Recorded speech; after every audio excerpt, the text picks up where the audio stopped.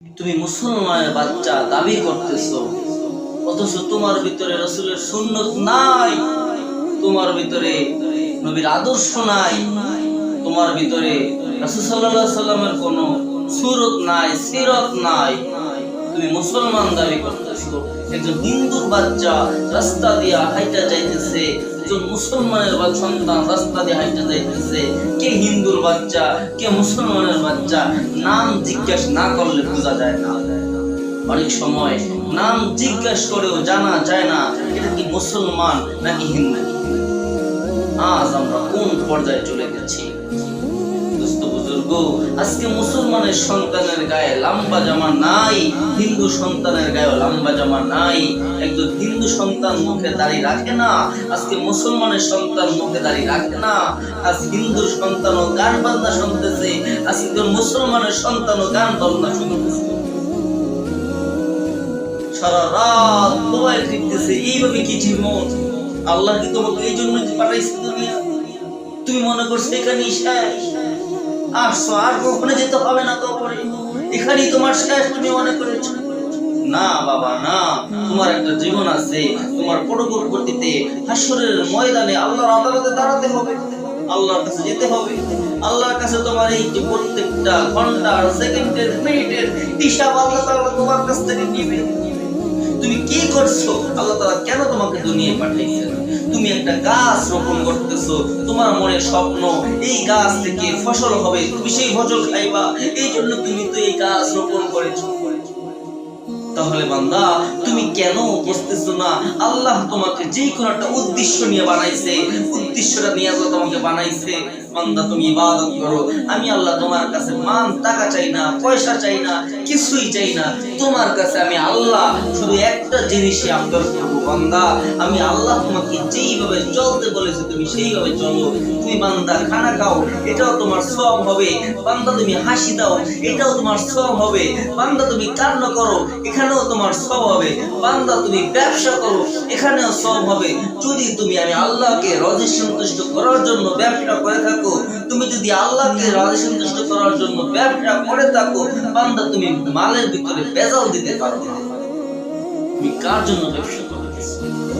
কার জন্য দুনিয়া তুমি সাজাইতেছো? কার জন্য দুনিয়াকে তুমি এত সুন্দর করে সাজাইতেছো? কি পাইলা দুনিয়া? কি পাইলা? গরুর গোশত খাইতে পারলা, ব্রয়লার মুরগি দিয়ে কিছু খানা খাইলা, তেলাপিয়া মাছ, ইলিশ মাছ, এটাই কি তোমার জীবন? এর সাথে কি কিছু বেশি পাও নাই বান্দা? এর সাথে তুমি কিছু চাও পাও নাই বেশি বান্দা? আল্লাহ তাআলা তোমাকে কেন দুনিয়ায় পাঠাইলেন চিন্তা করো। আজ দুনিয়াতে আসছো, ফজরের আযান হয়ে গেল, তুমি খবর নাই কত বছর কত মাস চলে গেল, ফজরের আযান এই যুগের মুসলমানের সন্তান শুনতে পায় না। ফজরের আযান কখন হয় মুসলমানের সন্তান জানে না। আজ জুমার দিনে নিচতলা, দোতলা, তিনতলা মসজিদ পড়ে যায় ফজরের সময় কাতার থেকে। আজ মুসলমানের সন্তান সারা রাত পর মোবাইল টিপতেছে। মুসলমানের সন্তান আজ গুনাহের দিকে দৌড়াচ্ছে। মুসলমানের সন্তান তোমাকে যে কবরে যেতে হবে এটা তোমার চিন্তাই নাই, ভাবনাই নাই। কি পাইছি কি অহংকার, কি ধমক, কি বাহাদুরি! মুসলমানের সন্তান বাহাদুরি করতেছে। আল্লাহর বান্দা ডাকতে বলতেছেন, হে যুবক, তুমি যে এত বাহাদুরি করতেছো তোমার ভিতরে কি আছে? তুমি যে জিনিসটা যে বাহাদুরি করতেছো তোমার ভিতরে কি আছে? তুমি এত বাহাদুরি করতেছো। ওই যুবক ডাকতে বলে, তুমি কি আমাকে চিনো? আল্লাহ বলে, হ্যাঁ আমি তোমাকে চিনি। তুমি দুনিয়াতে আসছো এমন একটা পানি দিয়ে, যেই পানিটা বের হওয়ার কারণে তোমার আব্বা আমাকে গোসল করতে হয়েছে। এখন তোমার পেট কাটলে তোমার পেট থেকে পচা দুর্গন্ধ জিনিস বের হবে। তুমি মরে যাওয়ার পরে তোমার শরীরটাও পচে দুর্গন্ধ হয়ে যাবে। যেখানে তোমার জন্ম দুর্গন্ধ, বাস্তবে দুর্গন্ধ, মরে যাওয়ার পরে দুর্গন্ধ, সেখানে মানুষ কিভাবে তোমরা অহংকারী করো? অহংকারী করো কেন?